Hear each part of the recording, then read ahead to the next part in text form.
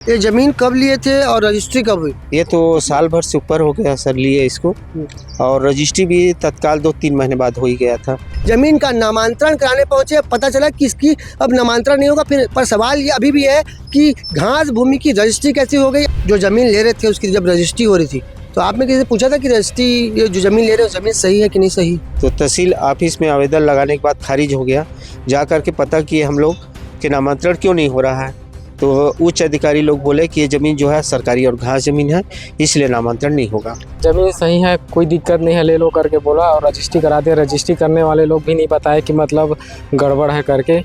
FIR 6 महीने 5 महीने पहले हो गया है और बोल रहे हैं हर बार जाते हैं, कभी कभी तो बोलते हैं कि 1 सप्ताह टाइम दो, 1 सप्ताह टाइम दो, बोल के ऐसी करते करते 6 महीने हो गए, अभी तक पकड़ में नहीं आए वो आदमी।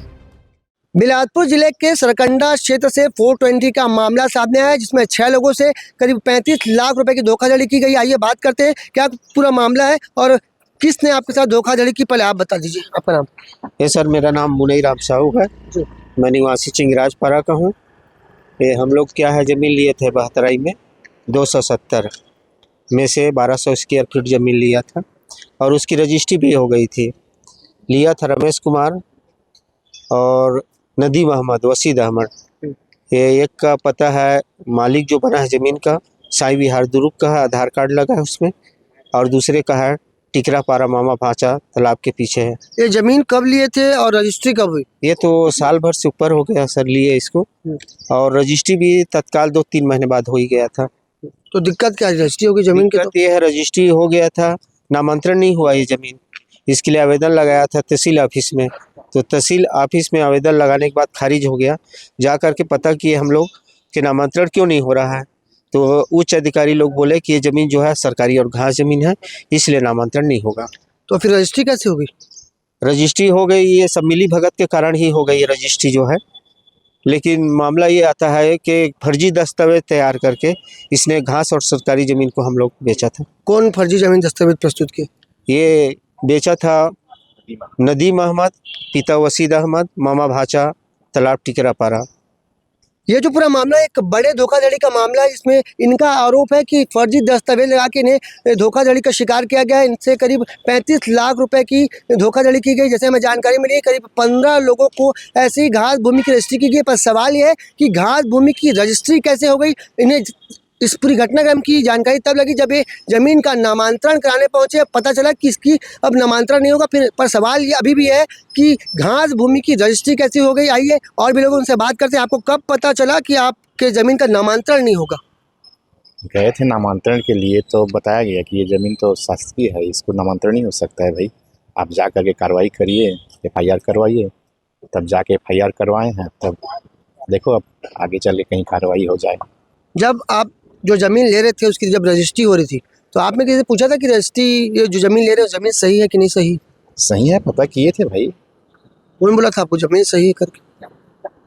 पटवारी के आसपास हमसे पहले और लिए थे उस जगह में, तो बताए थे कि पटवारी वगैरह से हमसे बात हो गया है तो ठीक ठाक है, ज़मीन आप ले सकते हैं। बोले आसपास में जो लिए हैं उनको।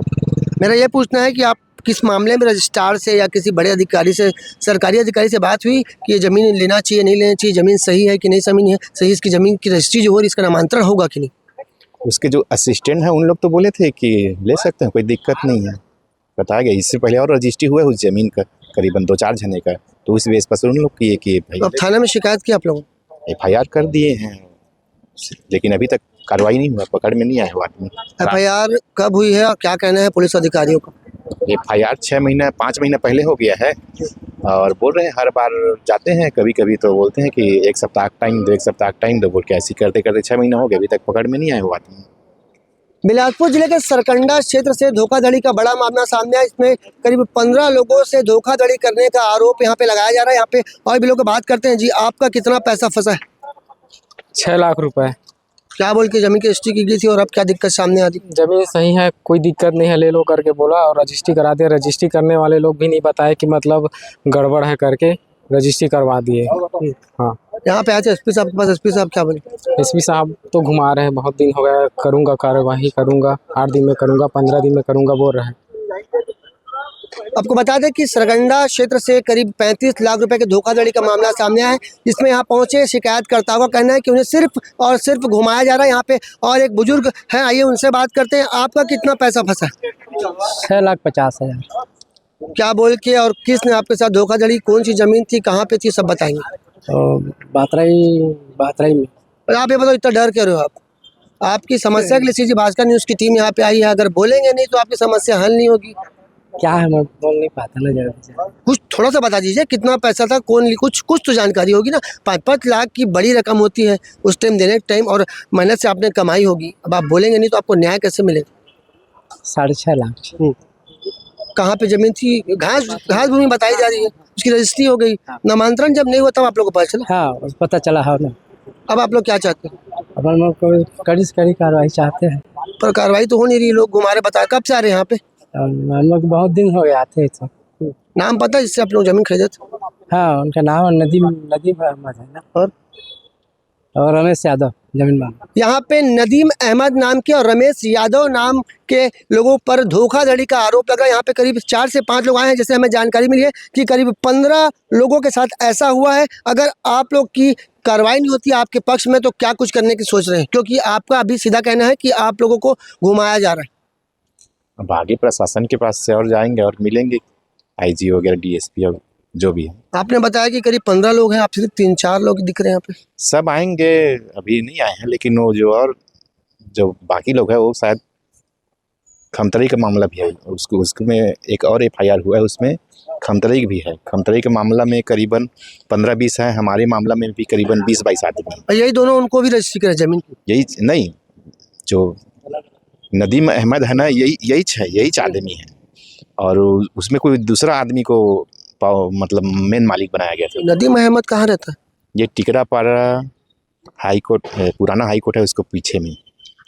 इस पूरे धोखाधड़ी का सरगना नदीम अहमद, जो कि हाई कोर्ट के पास रहता है, टिकरापाड़ा में रहता है, पर 35 लाख रुपए जो इन बेचारों के गए हैं उनकी वसूली कैसे होगी? इनका साफ तौर पे आरोप है कि यहाँ पे पुलिस विभाग द्वारा उन्हें लगातार घुमाया जा रहा है। FIR कब की दर्ज होगी, पर आरोपी अब तक फरार है। अब देखना होगा इस पूरे मामले में पुलिस विभाग के आला अधिकारी क्या कुछ करते हैं। कैमरामैन मनु सिंह के साथ जिया खान, सीजी भास्कर।